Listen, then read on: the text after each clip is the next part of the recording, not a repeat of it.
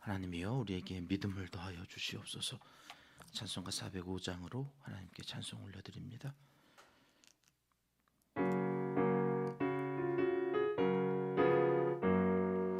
주의 친절한 팔에 안기세 우리 마음이 평안하리니 항상 기쁘고 복이 되겠네. 영원하신 팔에 안기세 주의 팔에 그 크신 팔에 안기세 주의 팔에 영원하신 팔에 안기세 날이 갈수록 주의 사랑이 두루 광명하게 비치고 천성 가는 길 편히 가리니 영원하신 팔에 안기세 주의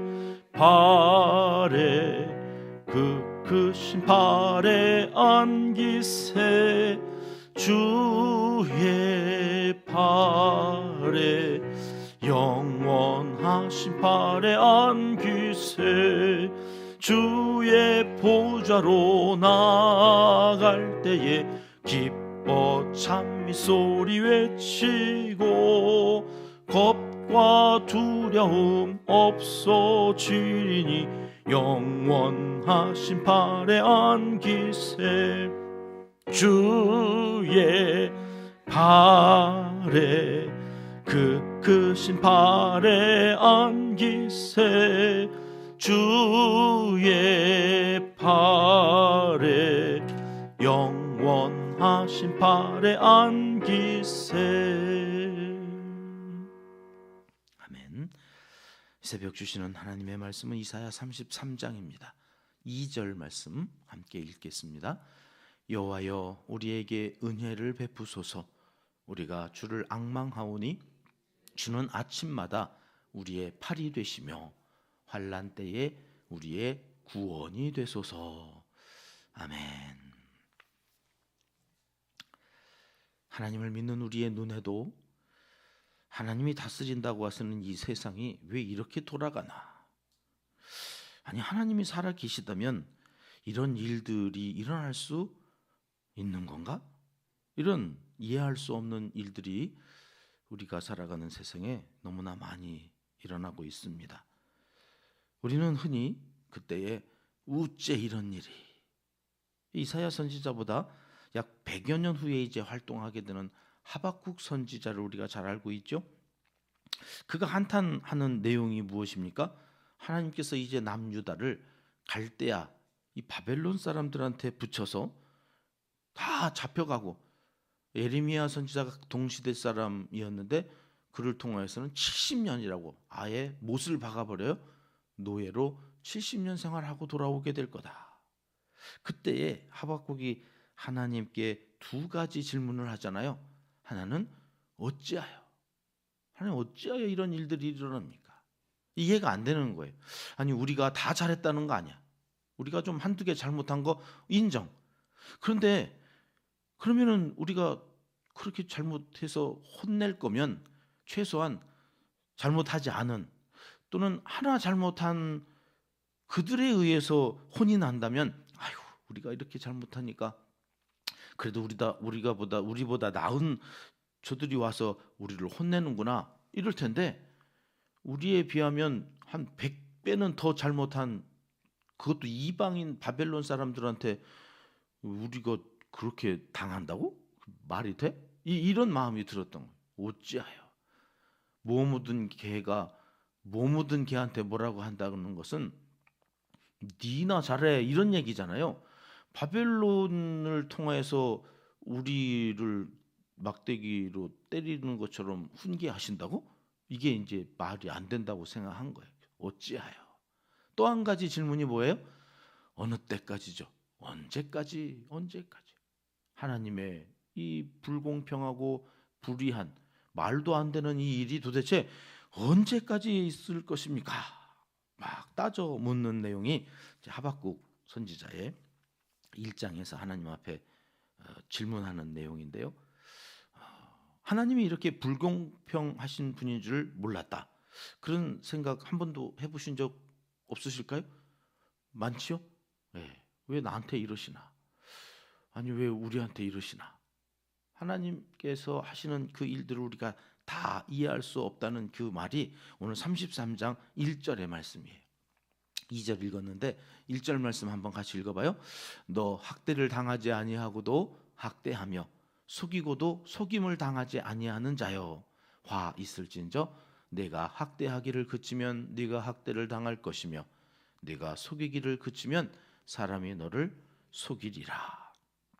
우리 같이 힘없는 사람들의 눈에는 세상이 얼마나 불공평한지 몰라요. 학대 한 번 당하지 않은 사람들이 학대를 해요. 속임을 한 번도 당하지 않은 그들이 잘도 속여 먹으면서 사람들을 괴롭히더라는 거예요.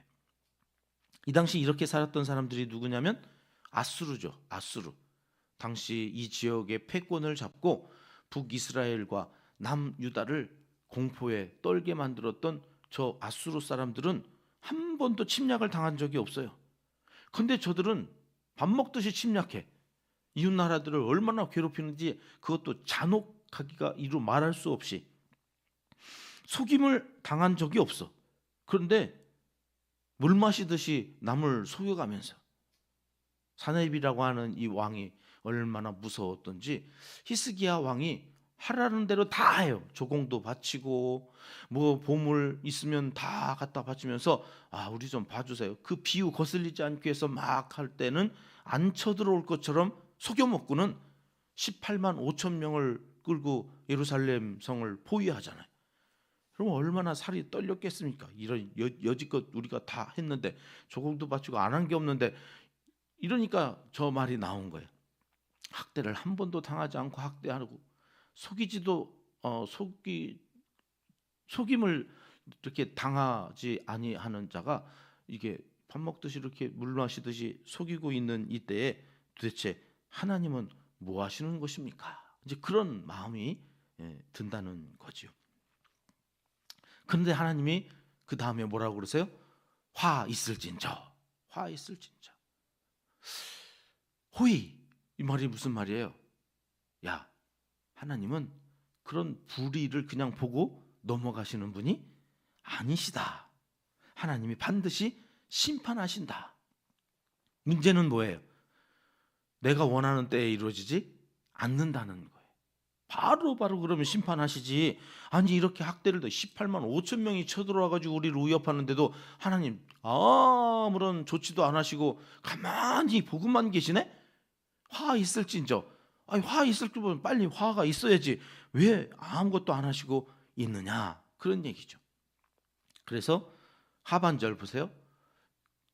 학대를 당할 거고 사람이 너를 속일 거다. 그 아수르에 대해서 하나님께서 말씀하시는 거예요. 내가 심판하는 그날에 저들이 학대를 당할 거야. 결국 저들이 속임을 당하게 될 거야. 시간이 하나님의 시간표에 따라서 이루어질 뿐인데 너희는 마치 아무 일도 안 일어나는 것처럼 그렇게 하지 말고 이제 어떻게 살아라? 하나님은 반드시 심판할 뿐이니까 너희는 어떻게 살아야 된다? 2절 말씀, 우리가 읽었던 2절 말씀이죠. 기도하라는 거예요. 여호와여 우리에게 은혜를 베풀어 주시옵소서. 기도하라는.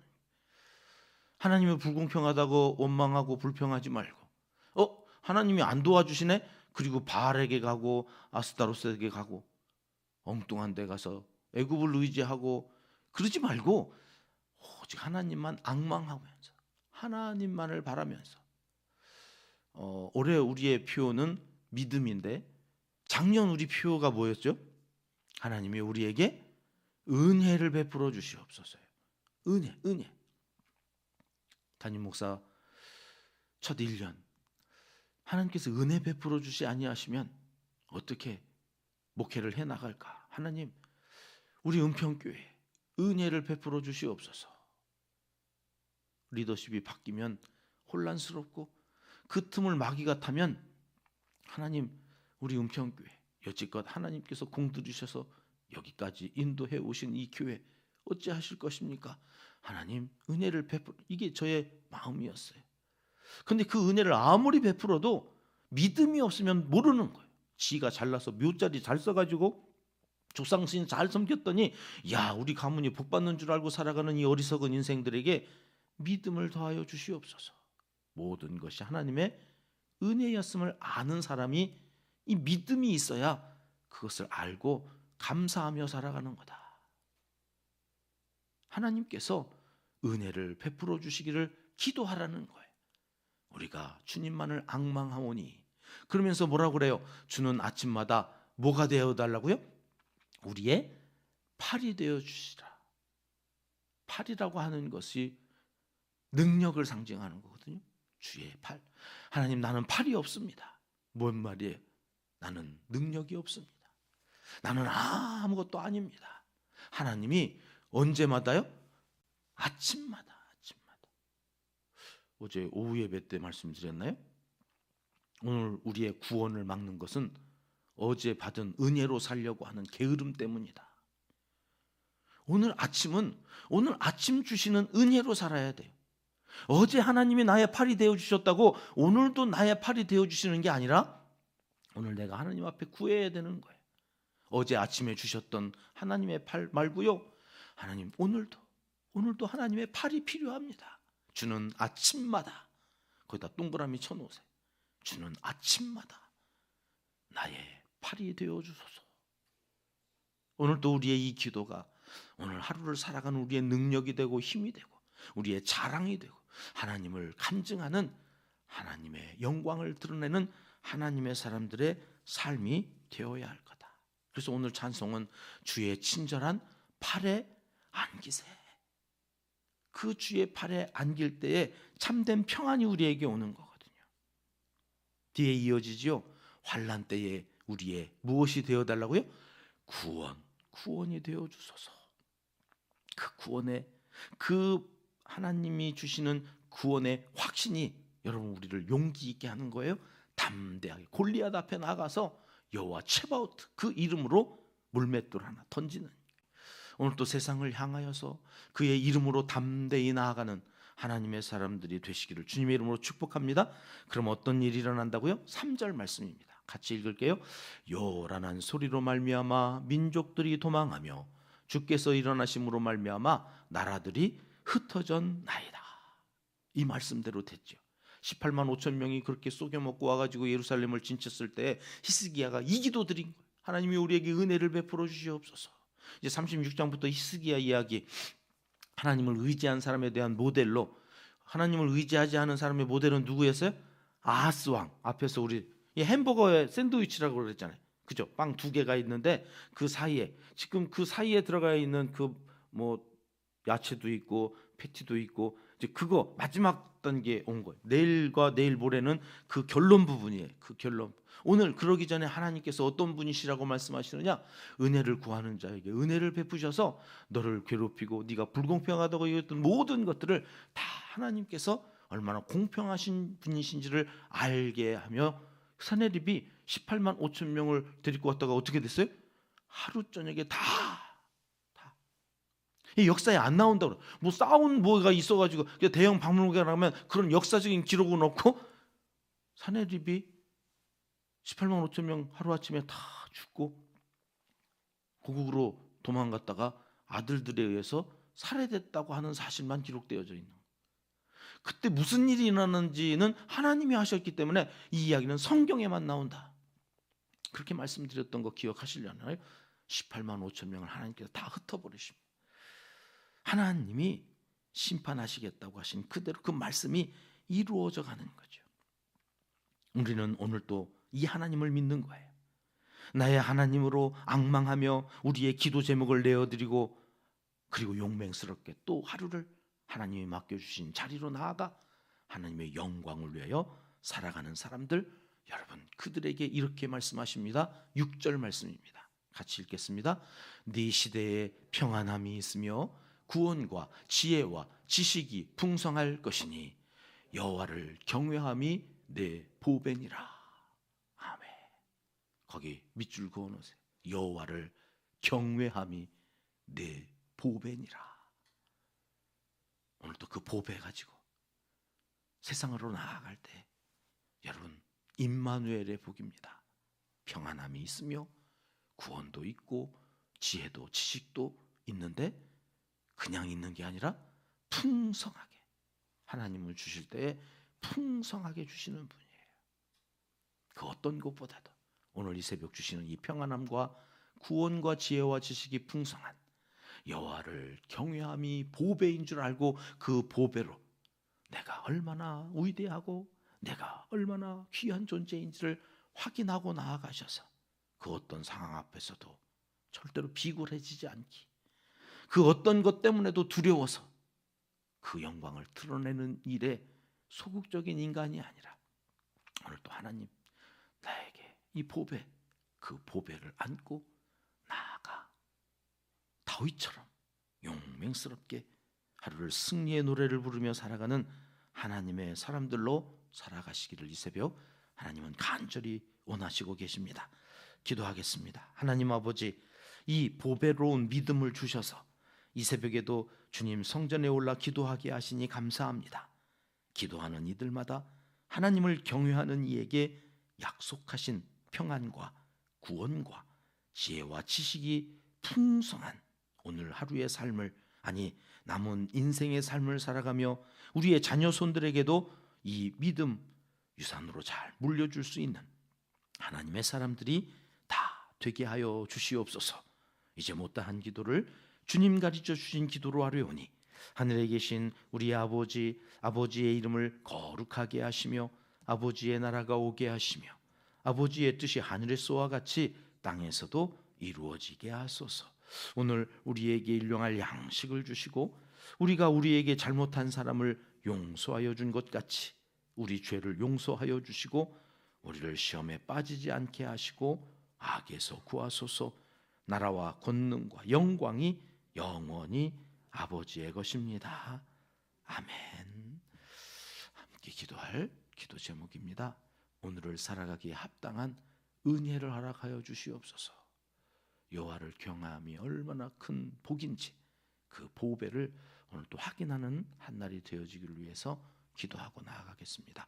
감동과 감격이 넘치는 예배 공동체가 되기를 비전으로 삼고 기도하고 있습니다. 하나님 예배 때마다 오셔서 영광 중에 예배하는 모든 성도들의 마음을 터치하여 주시기를, 감동과 감격이 있는 예배 공동체 우리 은평교회를 위해서 기도해 주십니다. 나라와 한국 교회의 지도자들을 위해서 기도하겠습니다. 온 성도들의 일터와 사업장, 생업을 위해서 참으로 어려운 시절을 지나가고 있습니다. 저 울산에서는 매몰되어져서 또 몇 사람이 죽기도 하고 생사를 알 수 없는 그런 또 기사들을 보는데, 오늘 점심 뭐 먹었어? 그게 남편이 아내에게 했던 마지막 말이 될 줄 몰랐다. 그런 기사를 보면서 참 마음이 아팠는데요. 가족들을 위해서 수고하는 가장들 건강 지켜주시고 오늘 또 일하면서 기쁨이 있고 하나님 주시는 평안이 있기를 위해서 기도해 주시겠습니다. 선교사님들과 농촌교회, 개척교회를 위해서 어려움 당하고 있는 그 이웃들을 위해서 우리 함께 기도하고요. 정책 당회가 이제 한 주 남았습니다. 하나님 장로님들과 교육자들에게 지혜를 주시고 2025년에도 함께 하셨던 하나님이 2020년 우리 교회 비전을 주시고 그 비전 아래에서 우리의 믿음이 더하여지는 복된 한 해를 잘 준비해 갈 수 있기를 위해서 여러분 기도해 주시고요. 환우들을 위해서 기도하겠습니다. 수험생들을 위해서 기도합니다. 이번 주 목요일에 있을 시험 마무리 잘하고 좋은 컨디션으로 시험장에 들어갈 수 있도록 지켜달라고 우리 함께 합심해서 기도하겠습니다. 참 좋으신 우리 아버지 하나님,